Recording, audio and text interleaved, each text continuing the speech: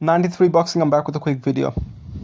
Troy King has few comments to say about Errol Spence. And if you don't know who Troy King is, he's a fighter, I believe, if I said what, 154? Yeah. Troy King, he was asked about Errol Spence's performance with Kell Brook, and he wasn't really impressed, which I can see why. And but what he said, the main thing he said was Errol Spence did not win more than 2 rounds against Kell Brook. Now, I can see why some people would think Errol Spence didn't do that well until he got stopped. Until he stopped Kell Brook. But I don't know about Errol Spence not winning more than 2 rounds. Because I feel like Errol Spence did win a lot of these rounds. Like, I feel like the first 4 or 5 rounds Kell Brook won. Now, first 5 rounds Kell Brook won, yeah.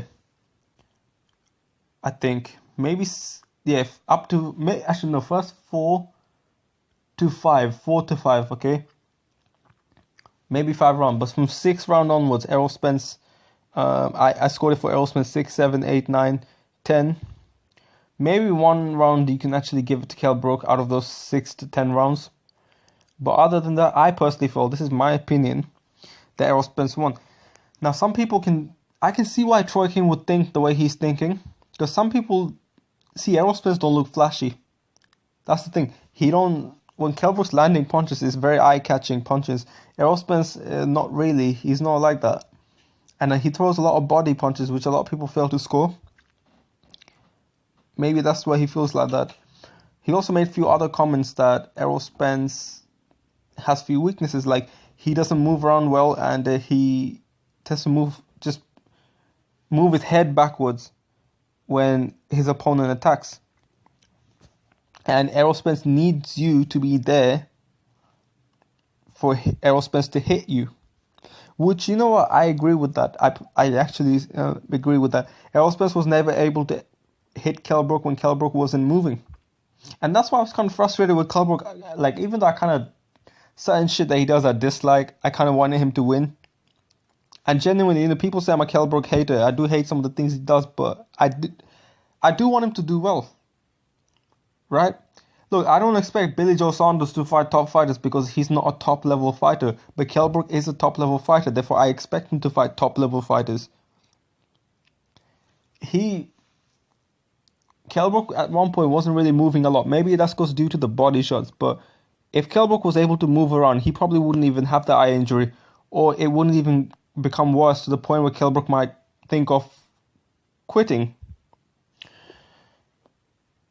That's the thing about Errol Spence. That's why I feel like Keith Thurman can pose a lot of problems. Keith Thurman can hit while moving. That's something I've noticed. Like, Kell Brook can do that a little bit, but Keith Thurman can do that, like, often. I've seen him do quite a lot often. He doesn't have the jab or the straight right of a Kell Brook, but he does have more power and he can move quite well. I think he's faster than Kell Brook. And, yeah.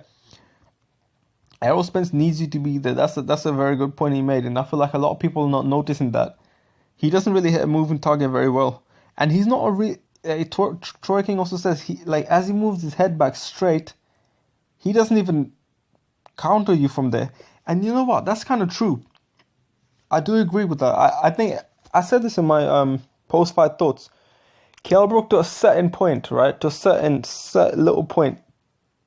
Like, we had Errol Spence, like most people had Errol Spence to be this this amazing thing. And, I thought to myself, maybe Errol Spence isn't, especially after looking at that performance, because even before the Kell Brook performance, he seemed quite hittable.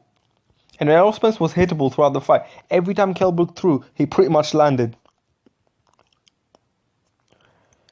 And, Kell Brook's a really good fighter, but Errol Spence ain't as good as what people think he is. For sure. But then again, I think to myself, okay, if he doesn't really counterpunch off there, and as I mentioned, he doesn't really counterpunch as he's moving backwards. He's very hittable. He doesn't have great head movement. Kell Brook was hitting him every time. Pretty much every time he threw. Every time he threw a combination, he was hitting him at least once. He was hitting him pretty clean. But the thing is, I think to myself, okay, Errol Spence is not as good as he seems. like as he was hyped up to be. But then again, who can beat Errol Spence? Like, there's a lot of fight. Like, that's the question, right? Maybe Errol Spence wasn't as good as we thought he was, but maybe he ends up beating everyone else at 147. If he does that, then hey, he has weaknesses. But everyone has weaknesses. That's the thing people don't realize. Like, and I feel like this is the interesting thing. I feel like Keith Thurman might actually edge it. Initially, I thought Errol Spence would, but because of Keith Thurman's body. But I feel like Errol Spence needs to hit, for him to hit Keith Thurman. Keith Thurman has to be there, and Keith Thurman's kind of never there really. Like, that's the good thing about his footwork. Like, he's kind of never there. He's always got that spring on his. Like, he's got like springs on his feet or some shit. Like, but yeah. Do I think Errol Spence is exposed?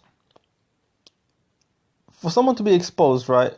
The way I see what being exposed means, it means you're exposed, like you're revealed to be not as good as what people thought you were. You can still be a great fighter and be exposed, in my opinion. I feel like Errol Spence, to a certain extent, is exposed. I think Kell Brook exposed 2 fighters back to back, Triple G and Errol Spence. I think Errol Spence looks beatable though. He looks really good fighter, but he's a beatable fighter. But yeah, let me know what you think. 93 Boxing. I'm out.